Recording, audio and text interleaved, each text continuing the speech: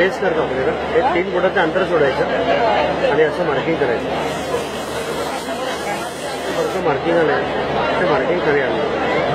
Marking यासाठी केलं आहे की या गोलाच्या आतमध्ये 3 रंग टाकायचे. पहिला रंग त्या मार्किंगवर टाकला. दुसरा रंग टाकताना आधीच्या रंगांमध्ये थोडंसं त्याला मिक्स करून टाकलं. तिसरा रंग हा मध्ये पूर्ण करून टाकला. हा झाला बेस. बेस केल्यानंतर सेंटर पॉईंट काढला. तर सेंटर आणि डिझाईनचा सेंटर आता एकमेकांना फक्त मॅच केलं. आता जाळीवरती पांढरा, पिवळा आणि पोपटी हे रंग फिक्स आहेत. डिझाईन कोणताही असेल तरी लाईट कलर असल्यामुळे हे बेसला वापरायचे नाही. सुरुवातीला हिरवा रंग मी बाहेर फिरवला. त्याच्याखाली पिवळा रंग आधीच्या रंगांमध्ये थोडंसं ओव्हरलॅप करून फिरवला. तसंच पांढरा पण पिवळ्यामध्ये ओव्हरलॅप करून फिरवला. आता शेवटी पिवळा रंग पांढऱ्यात मिक्स करायचा आणि डिझाईन हळूहळू हे पूर्ण करायचं.